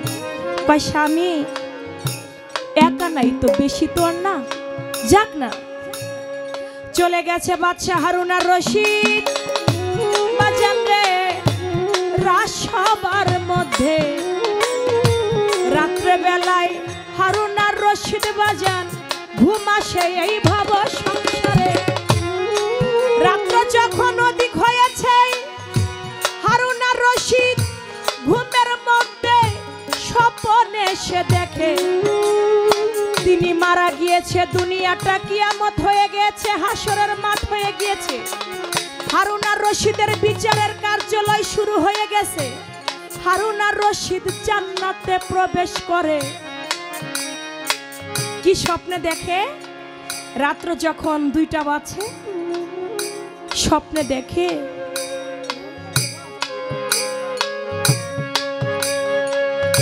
মনে মনে তিনি স্বপ্নে দেখতেছে যে হারুন আর রশিদ মারা গিয়েছে, এই দুনিয়াটা কিয়ামত হয়ে গিয়েছে, হাসরের মাঠ শুরু হয়ে গিয়েছে। হারুন আর রশিদ জান্নাতে প্রবেশ করেছে। জান্নাতের মধ্যে আল্লাহ পাক একটা বালাখানা তৈরি করে রাখছে। হারুন আর রশিদ ওই বালাখানার মধ্যে যখন পা রাখবে একজন ফেরেশতা এসে বলতেছে, বাদশা হারুন আর রশিদ এই বালাখানার মধ্যে তুমি ঢুকতে পারবা না। বলে কেন? বলে এটা তো তোমার না। বলে এটা কার? বলে এটা বাদশা হারুন আর রশিদের স্ত্রী বিবি জবেদার। বলে সে তো আমারই স্ত্রী, আর আমার স্ত্রী হলে আমি এটার মধ্যে ঢুকতে পারবো না কেন? বলে না, যে আমল করে পেয়েছে সেই এটার মধ্যে ঢুকতে পারবে, এ ব্যতীত কেউ ঢুকতে পারবে না। বাদশা হারুন আর রশিদ আর ঢুকতে পারলো না। ঘুম ভেঙে গেছে। ঘুম ভেঙে তার স্ত্রীর কাছে গেছে, যায়া বলে, আচ্ছা জবেদা, আজকে আমি ঘুমের ঘরে স্বপ্নে দেখি আমি মারা গিয়েছি, এই দুনিয়াটা কিয়ামত হয়ে গিয়েছে, আমি জান্নাতে প্রবেশ করেছি, কিন্তু জান্নাতের মধ্যে এত সুন্দর একটা বালাখানা আল্লাহ পাক তৈরি করে রাখছে, তার গেটের মধ্যে লেখা জবেদা তোমার জন্য। আচ্ছা তুমি কি বলতে পারো ছোট, তুমি কি এমন এক্সট্রা আমল করো যার কারণে আল্লাহ পাক জান্নাতের মধ্যে তোমার জন্য একটা বালাখানা রাখছে যেটা আমার ভাগ্যে নাই? বলে, স্বামী আপনি যেই আবাদত করেন আমি তো ঠিক একই আবাদত করি, আমি তো এক্সট্রা কোনো আমল করি না। বলে, আমি বাদশা হারুন আর রশিদ প্রতি রাতে 200 রাকাত নামাজ পড়ে আমি ঘুমাই, 300 রাকাত নফল নামাজ পড়ি, আমার জন্য নাই তোমার জন্য আছে।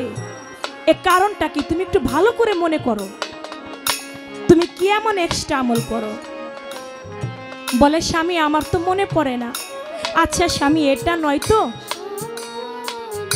গতকালকে যে একটা পাগল বালু খুঁড়তেছিল আর বলতেছিল আমি জান্নাতের বালাখানা বিক্রি করি, এটা নয় তো যে ওইটাই আল্লাহ পাক আমার জন্য রেখে দিয়েছে? বলে, হইতেও তো পারে। বলে, চলো আজকে একটু যাই ওই পাগলটার কাছে। হারুন আর রশিদ তার স্ত্রীকে নিয়ে আজকে ওই নদীর ঘাট দিয়ে যায় আর বলে, মাওলা রে আজকে যেন ওই পাগলটার দর্শন আমি পাই। আল্লাহর কাছে ফরিয়াদ করতে করতে যায়, ফরিয়াদ করতে করতে যায়, দেখে আজকেও ঠিক ওই জায়গায় ওই পাগলটা আছে। ছোট বাজায় আজকে ওই পাগলটা ওই জায়গার মধ্যেই আছে। যাইয়া বলে, পাগল তুমি কি করো? কয়, কেন আমি জান্নাতের বালাখানা বানাই। বলে, দাম কত? আমি কি কিনতে পারবো? বলে, হ্যাঁ কিনতে পারবে। বলে, দাম কত? বলে, বাগদাদের অর্ধেক রাজ্য। গতকালকে কয় টাকায় বিক্রি করছে? 1 আনায়। আর আজকে কি বলে? বলে, বাগদাদের অর্ধেক রাজ্য। কয় ফাজলেমির আর জায়গা পাও না, গতকালকে আমার স্ত্রীর কাছে তুমি 1 আনায় বিক্রি করলা আর আজকে তুমি বাগদাদের অর্ধেক রাজ্য হাঁকতেছ, এ কারণ কি? কয় বাদশা হারুন আর রশিদ গতকালকে তোমার স্ত্রী কিনেছিল না দেখা আর আজকে তুমি আসছো কিনতে দেখা। গতকালকে তোমার স্ত্রী কিনেছে না দেখে আর আজকে তুমি এসেছো দেখে। বলে, আমি দেখে আসছি, এটা পাগলে কেমনে জানলো? কি বলো তুমি? আমি দেখে আসছি। বলে, হ্যাঁ তুমি তো দেখে আসছো, কেন তুমি স্বপ্নে দেখছো না? বাদশা হারুন আর রশিদ অবাক হয়ে গেল, আমি স্বপ্নে দেখছি, এটা পাগল কেমনে জানলো? বলে, হারুন আর রশিদ তুমি পাবা না, কারণ লোভে কখনো জান্নাত পাওয়া যায় না রে। লোভে কখনো আমার বইরা পরীকে পাওয়া যায় না, তখন বলে আর হবে না মানব রে জনম, আর হবে না মানব রে জনম, মাথা ভাঙিলে পাশানে, ওরে কি ভুল করলাম রে গেলে আমার জীবনে, ওরে কি ভুল করলাম রে গেলে।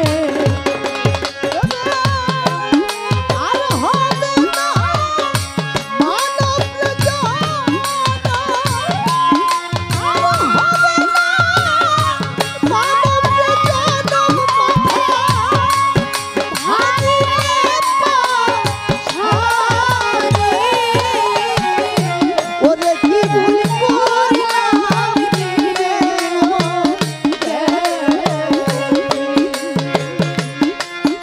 আমার জীবনে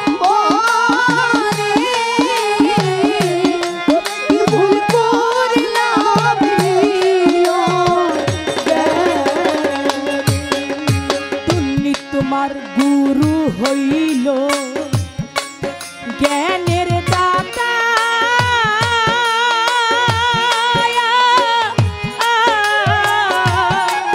জ্ঞান বিহনে ভজন রে বৃথা। গুরু হইল আমার জ্ঞানের দাতা,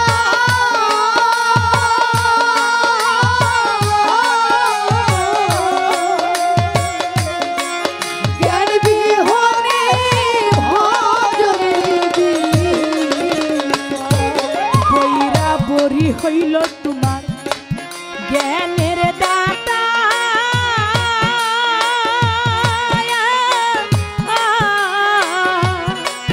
জ্ঞান বিহনে ভজন রে বৃথা।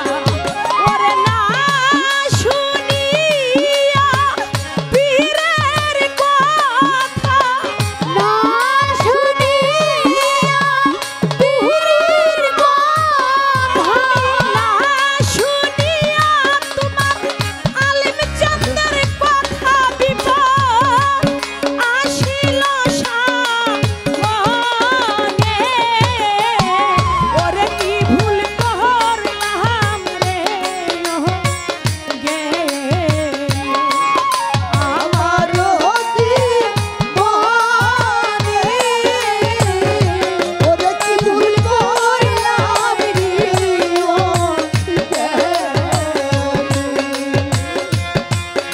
আমার জীবনে, ওরে কি ভুল করলাম রে হাত পালঙ্ক রঙ্গের মেলা,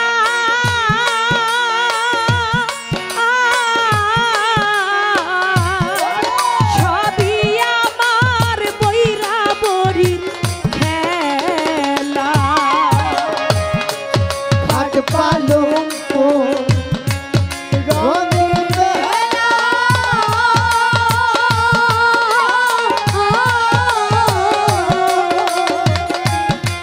সবই আমার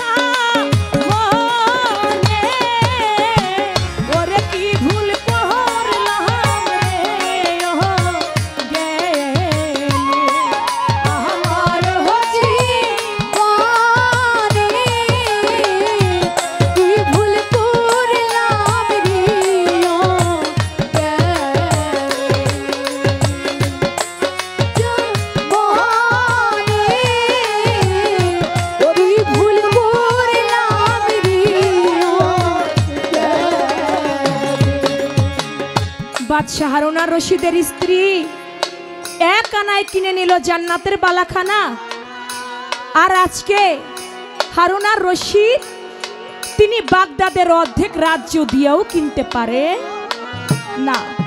তাই বাজান, লোভে কখনো মুর্শিদকে পাওয়া যায় না, লোভে কখনো বৈরাবরীকে পাওয়া যায় না। নিজের আমিত্বকে বিসর্জন দিয়ে আমি আমি আমার আমার আমার বাড়ি, আমার টাকা, আমার ঘর, আমার পয়সা, এটা যতদিন ছেড়ে দিতে না পারবে ততদিন কখনো মুর্শিদকে পাওয়া যাবে না। তাই দয়ালকে পাইতে গেলে, মুর্শিদকে পাইতে হলে বাবা এই আমার আমার বিষয় আদি এগুলো বাজান তোমার আগে ছাড়তে হবে। তাই বলেছেন মুর্শিদ চরণ অমূল্য ধন, মুর্শিদ চরণ অমূল্য ধন, দিন থাকিতে চিনলাম লোহারে বানাইল কাঞ্চা সোনায় আমার দয়াল পরশমণি গো, লোহারে বানাইল কাঞ্চা সোনা। মুর্শিদ চরণ অমূল্য ধন, মুর্শিদ চরণ অমূল্য ধন, দিন থাকিতে চিনলাম না লোহারে বানাইলা কাঞ্চা সোনায় আমার দয়াল পরশমণি রে, লোহারে বানাইলা কাঞ্চা সোনা। ওরে আমার মুর্শিদ চরণ যে করে সাধন, তরিকার ভাই বিনা দুধে দই পাতিয়া তুইলাছে মাখন। আমার মুর্শিদ চরণ যে করল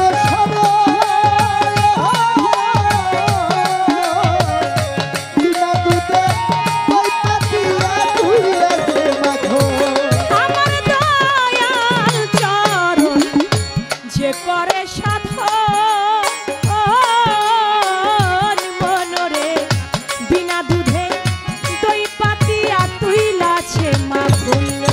ওই মাখন যে পরে রে বখন, ওই মাখন যে পরে বখন, ওই মাখন যে পরে বখন, ভবে ক্ষুধা থাকে না লোহারে বানাইল কাঞ্চা সোনায় আমার দয়াল পরশমণি গো, লোহারে বানাইল কাঞ্চা সোনা। ওরে মুর্শিদ চরণ অমূল্য ধন, মুর্শিদ চরণ অমূল্য ধন, দিন থাকিতে চিনলাম না লোহারে বানাইলা কাঞ্চা সোনায় আমার দয়াল পরশমণি রে, লোহারে বানাইলা কাঞ্চা সোনা। আমার বৈরা বরি নাম গলে করসা, আর মনরে কুল কলঙ্ক লাশ লজ্জা কি করবে তোমার। আমার দয়ালের নাম গলে করে ফুল কলঙ্ক লাগলো তাই কি করবে তোমার। আমার দয়ালের নাম গলে করসা, মনরে কুল কলঙ্ক লাছ লজ্জা কি করবে তোমার। দেখলে ছবি পাগল হবে, দেখলে ছবি পাগল হবি, দেখলে ছবি পাগল হবি, শুনবি না কারো মানা লোহারে বানাইল কাঞ্চা সোনায় আমার দয়াল পরশমণি গো, লোহারে বানাইল কাঞ্চা সোনা। মুর্শিদ চরণ অমূল্য ধন, মুর্শিদ চরণ অমূল্য ধন, দিন থাকিতে চিনলাম না লোহারে বানাইলা কাঞ্চা সোনায় আমার দয়াল পরশমণি রে, লোহারে বানাইলা কাঞ্চা সোনা। সাধক কালা সাকর ওরে পাগল মনরে সরলে গো রল মিশাইয়া হারাইলা রতন। তারা সকল ওরে আমার বল সরলে রমি সারা বিরত। সাধক পাগল মন মনরে সরলে গরল মিশাইয়া হারাই নিরতন ওরে সরল দেশে গেলে রে সরল দেশে গেলে রে সরল দেশে গেলে রে তোর গরলে লাস লাগবে না লোহারে বানাইলো কাঞ্চা সোনাই আমার বইরা বড়ি পরশমণি গো লোহারে বানাইলো কাঞ্চা সোনা ওরে মুর্শিদ চরণ মূল্যধন মুর্শিদ চরণ মূল্যধন দিন থাকিতে দিলা না লোহারে বানাইলা কাঁচা সোনায় আমার দয়াল পরশমণি রে লোহারে বানাইলা কাঁচা সোনা দয়াল চরণ মূল্যধন মুর্শিদ চরণ মূল্যধন দিন থাকিতে চিনলা না লোহারে বানাইলো কাঞ্চা সোনায় আমার দয়াল পরশমণি গো লোহারে বানাইলো কাঞ্চা সোনায় আমার মুর্শিদ পরশমণি গো লোহারে বানাইলো কাঞ্চা সোনা চমৎকারভাবে আমার কথার জবাব এবং দর্শকদের পক্ষ থেকে যে প্রশ্নটা এসেছিল অতি সুন্দর করে জবাব করেছেন আজকে যিনি গুরুর ভূমিকায় আছেন। ধন্যবাদ জানাই। তো আমার পালা থেকে একটি গান করব। আমাকে পরীক্ষা স্বরূপ একটি প্রশ্ন করা হয়েছে যে এতক্ষণ ব্যাপী আমি গান করলাম, ওনার গান শুনলাম, তা থেকে আমি কি শিখতে পেরেছি। চমৎকার একটি প্রশ্ন রেখেছেন। প্রশ্নের জবাব করব। আমার আরও কিছু জানার আছে, আমি গুরুর কাছ থেকে জানতে চাইব। আমি একটি গান দিয়ে শুরু করছি।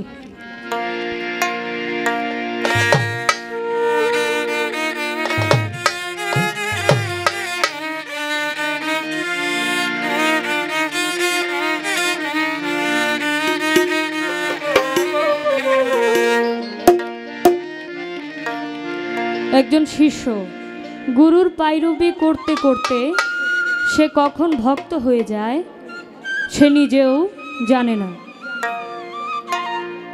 শিষ্য একটা শিশু সমতুল্য যে কিছুই বোঝে না, আর ভক্ত তাকে বলা হয় গুরুর কি প্রয়োজন, কখন কোন জিনিসের প্রয়োজন সে গুরু বলার আগেই বুঝে যায়, তাকেই বলা হয় ভক্ত। ধন্যবাদ। আমি একটি গান রাখছি। আমার ভবের জন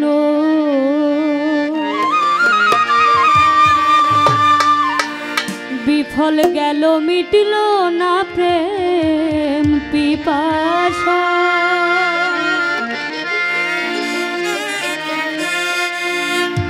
আমি ভালো মন্দের ধারে ধারি না,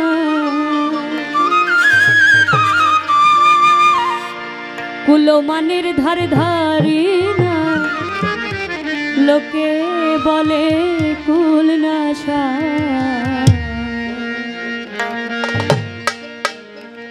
ভবের জন বিফল গেল, মিটল না প্রেম পিপাসা। আমার মিটল না প্রেম পিপাসা, কুলমানের ধারে ধারি না, ভালো মন্দের ধারে ধারি না, লোকে বলে কুল নাশা। সাধের জন বিফল গেল।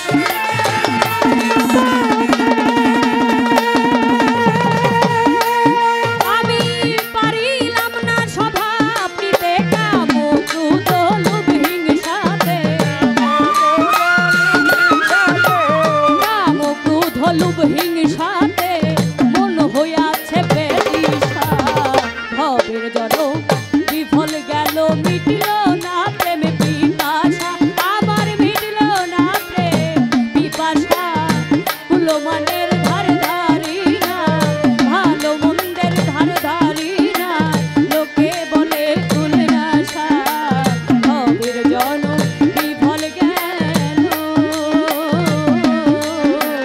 সাধের জনম বিফল গেল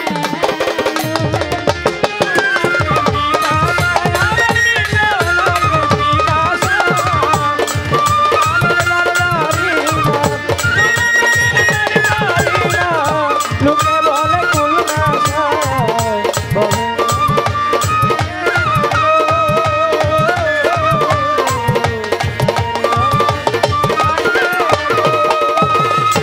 মুর্শিদ চান্দের প্রেম বাজারে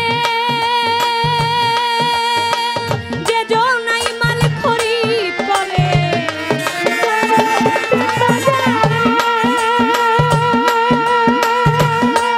ওরে যে জনাই মাল খরিদ করে সে থাকে না অন্ধকারে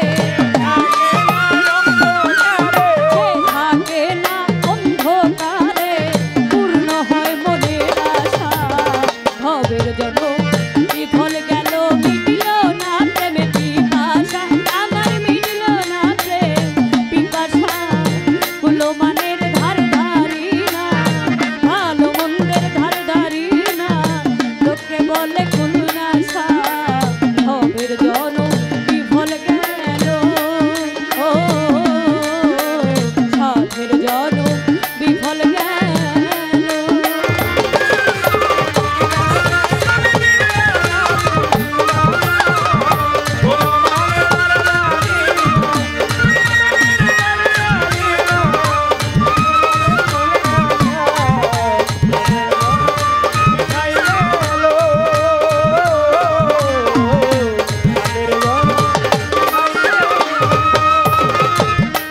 দিনহীন আব্দুল করিমের লেখা এই গানটি এই গানের প্রথম অন্তরায় বলা হয়েছে মন চলে না ধর্মপথে পারিলাম না স্বভাব নিতে কাম ক্রোধ লোভ হিংসাতে মন হইয়াছে ব্যাধিসা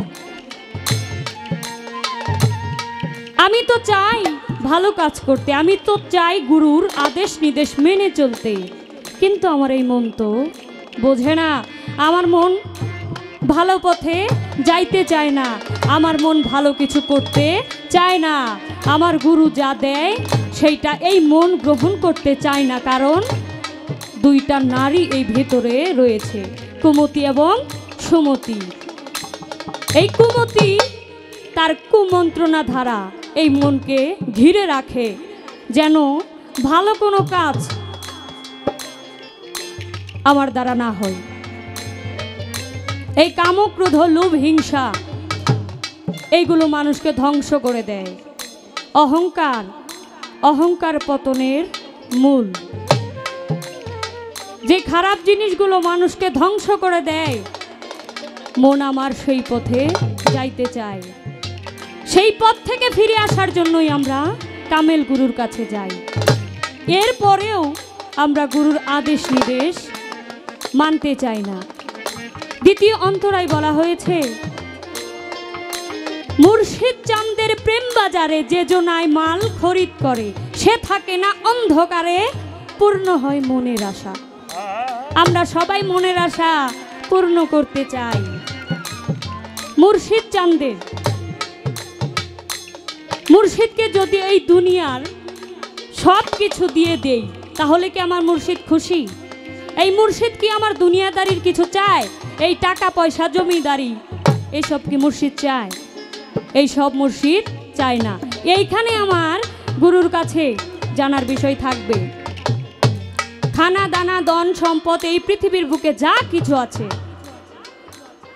এসব দিলে আমার মুর্শিদের মন রাখা যাবে না আমার দেহ থেকে কোন জিনিস দিয়ে সেবা করলে আমি আমার মুর্শিদকে নিজের করে পাব কোন মাল খরচ করলে মনের আশা পূর্ণ করতে পারবো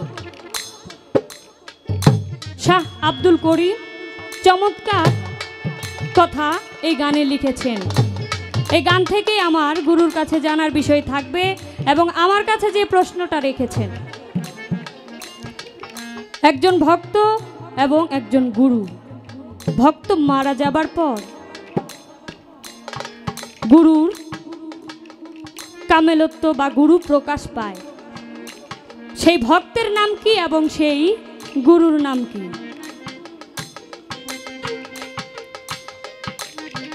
এই দুনিয়ার বুকে আমরা অনেক পীর মুর্শিদ, অনেক ভক্তগণের নাম শুনেছি। তার মধ্যে অন্যতম কিছু ভক্ত এবং গুরু রয়েছে যাদের কথা বই পুস্তকে পাওয়া যায়। আমরা নিজামুদ্দিন আউলিয়া নাম শুনেছি কিনা? ওনার ভক্ত ছিলেন আমির খুসরু। একটি ঘটনা আমরা সবাই জানি, মুর্শিদকে দেখার জন্য আমির খুসরু একদিন ছুটে চলে যায়। এখন আমার মন চাচ্ছে আমার গুরুকে আমি দুই চোখ ভরে দেখব। যখন দেখার আকাঙ্ক্ষা জাগে, সেই আমির খুসরু দৌড়ে তার মুর্শিদের বাড়ি চলে যায়। বাড়ি যেয়ে দেখে মুর্শিদের বাড়ির সকল গেট, সকল দরজা, সকল জানালা বন্ধ। কিন্তু তার দেখার আকাঙ্ক্ষা এতটাই বেশি ছিল, ময়লা যাওয়ার যে ড্রেন করা ছিল বাড়ির বাইরে থেকে দেখা যাচ্ছে। মুর্শিদকে দেখার জন্য সেই ড্রেনের ভিতর সে ঢুকে যায়। যখন সে পুরোপুরি ঢুকে যায়, মাছ বরাবর যাওয়ার পরে সে আর বেরোতেও পারে না, সে আর ঢুকতেও পারে না, অর্থাৎ সে মাঝেই আটকা পড়ে যায়। সেই দিন এত বৃষ্টি ছিল, ওই ড্রেন বন্ধ হয়ে যাওয়ায় সকল পানি ওই বাড়ির উঠানে জমা হয়ে গেছিল। পানি যখন না যায়, তখন নিজামুদ্দিন আউলিয়া তার ভক্তগণকে আদেশ করে, দেখো তো এই ড্রেনের ভিতর কি জমে আছে, পানি কেন যাচ্ছে না, এটার মধ্যে মনে হয় কিছু আটকা পড়েছে, তোমরা এটা ছুটায় দাও। যখন যায় অনেক কিছু দিয়ে গুতা দেয়, কিন্তু ওই ড্রেনের ময়লা আর সরে না। তারপর একটা বাঁশ কেটে বাঁশের মাথা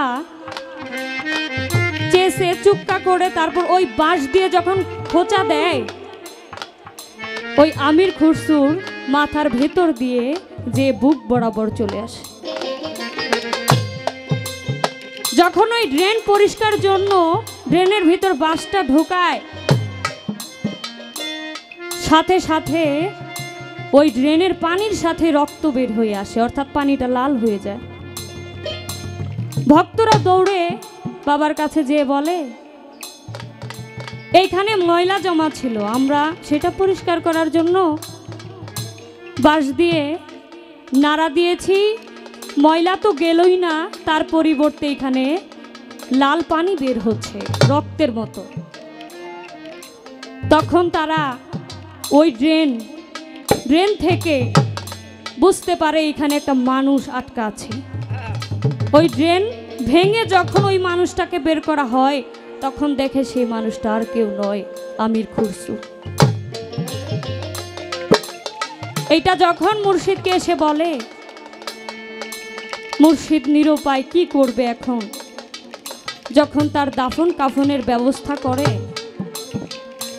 ওই সময় দাফনের কাপড়টা খুলে দেখে আমির খুসরুর জায়গায় নিজামুদ্দিন আউলিয়া, অর্থাৎ ভক্তের রূপে আর ভক্ত নেই, ভক্তের রূপে মুর্শিদ হয়ে গেছে। সেদিন থেকেই ওনার এই ভক্তের মাধ্যমেই মুর্শিদের প্রকাশ পেয়েছে। এরকম আরও অনেক ভক্ত মুর্শিদকে প্রকাশ করেছে। কেননা একটি কথা, ঘরে ঘরে মুর্শিদ মিলে ভক্ত মিলা বিষম দায়। একজন ভক্ত পারে মুর্শিদকে উপরে উঠাইতে। ভক্ত যদি তার কথা না শুনে, মুর্শিদ শুনাইতে পারবে না। ভক্তের দায়িত্ব মুর্শিদ কিভাবে খুশি হবে, তাকে কিভাবে ভালো রাখতে পারবো, এটা ভক্তের দায়িত্ব। এরকম আরও ভক্ত রয়েছে, ভক্ত আছেন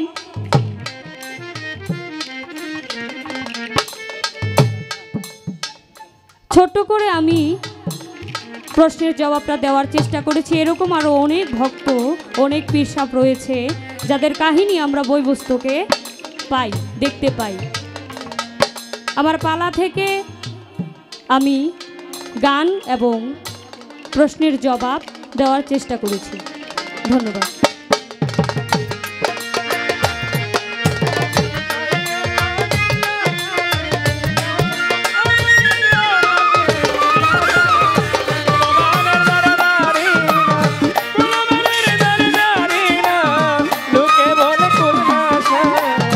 যাদের জনম মিঠাই গেল, যাদের জনম মিঠাই গেল, সমাপ্ত হলে জীবনে কি হইবে শেষের দিনে,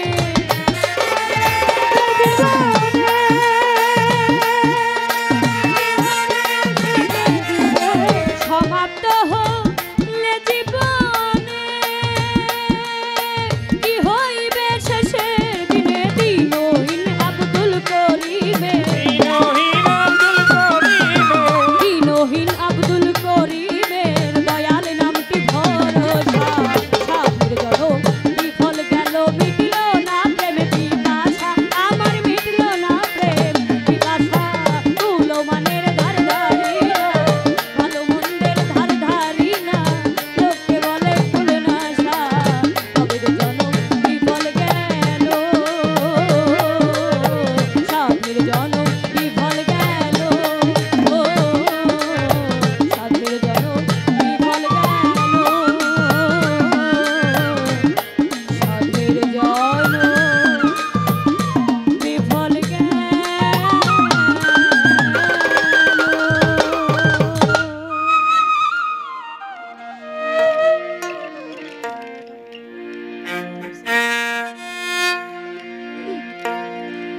এখানে অনেক তরিকার ভাই বোন আমার উপস্থিত আছেন। এখানে এমন কিছু মানুষ উপস্থিত আছেন যারা এই পৃথিবীর বুকে, যাদেরকে উসিলা করে এসেছেন গর্ভধারিণী মা, জন্মদাতা পিতা, তাদেরকে হারিয়েছেন। এমনও মানুষ আছে এখানে যারা তার মুর্শিদকে হারিয়েছেন।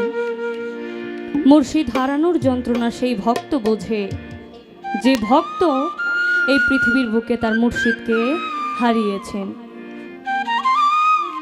ছোট থেকে লালন পালন করে যারা বড় করেছেন তারাই পৃথিবীতে নাই।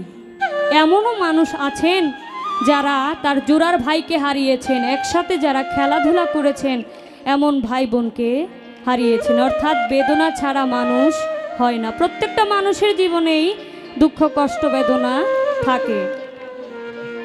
যে সময় একবার জীবন থেকে চলে যায় সেই সময় আর কখনোই ফিরে আসে না। এখানে অনেক মা বোনেরা আছেন, মুরব্বিয়ান আছেন, পৃথিবীর বুকে তাদের সন্তানকেও হারিয়েছেন। সন্তান হারার বেদনাটা একমাত্র মা বাবাই বুঝে। যারা ওই সন্তানের ভারী লাশটা কাঁধে নিয়েছে তারা বুঝতে পারে এই পৃথিবীর বুকে যদি কোনো ভারী জিনিস থেকে থাকে সেইটা হচ্ছে সন্তানের লাশ। সবকিছু ছেড়ে বাবা আমরা মুর্শিদের কাছে যাই।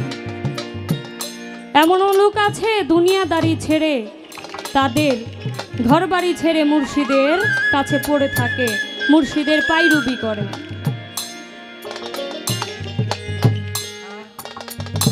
সকলকে উদ্দেশ্য করে আমার পছন্দের একটি গান আমি রাখবো।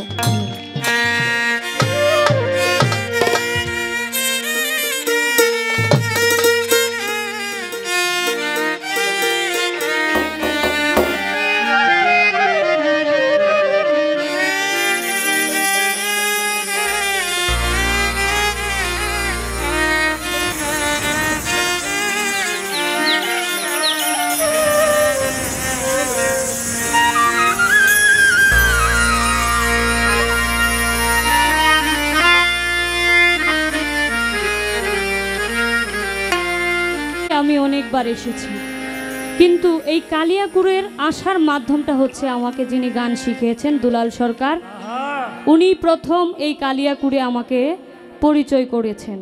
এই জায়গাটা আমি চিনতাম না, ওনার মাধ্যমে আমি এই জায়গায় এসেছি। আজকে আমি এইখানে এসে গান করছি। যার ইচ্ছা ছিল আমি পালা গান করব, উনি বসে গান শুনবেন।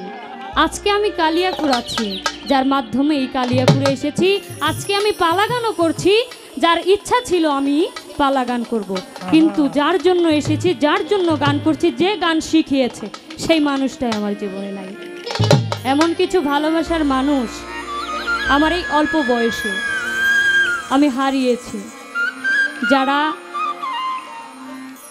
তাদের কাছের মানুষকে হারিয়েছেন তারাই বুঝতে পারবেন আমার ব্যথাটা। সেই শিশুকাল হতে, ছোট থেকে বাবার স্নেহ দিয়ে আমাকে বড় করেছেন। আমি ভুলতে পারি না সেই স্মৃতিগুলো। মানুষটা চলে গেছেন, চর্মচক্ষে আমি দেখছি না, কিন্তু ওনার ইচ্ছা ছিল সশরীর নিয়ে গান শুনবে, সেই শোনাটার আমার ভাগ্যে হইল না।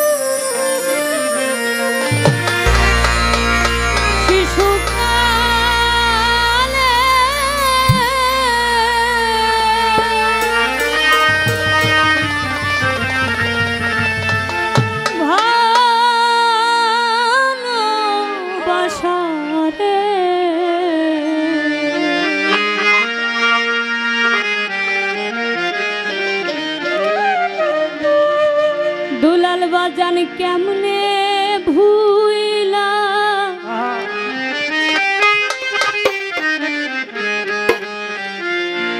রইলা রে, তুমি কেমনে ভুইলা রইলা রে আমার প্রেম।